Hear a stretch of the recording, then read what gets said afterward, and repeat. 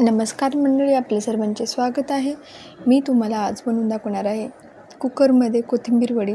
चला तर मग बनवायला घेऊया.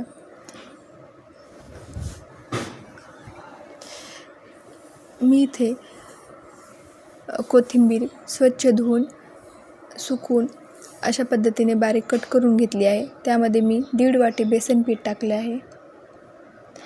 तर अर्धी वाटी मी तांदळाचे पीठ टाकले आहे.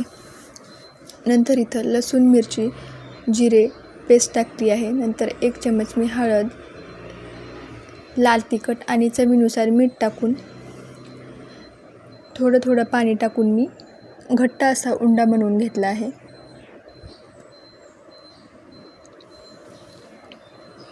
नंतर एका कुकरमध्ये मी तेल लावून बनवलेला उंडा मी त्यामध्ये टाकून घेतला आहे.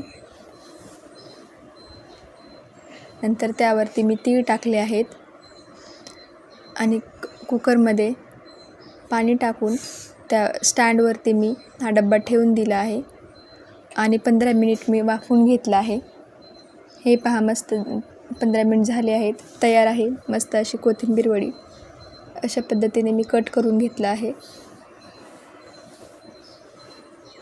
हे पहा, मस्त अशी झाली आहे. नंतर आता तळून घेतले आहेत कोथिंबीर वडी. हे पहा, मस्त अशा तयार आहेत कुरकुरीत अशा कोथिंबीर वडी.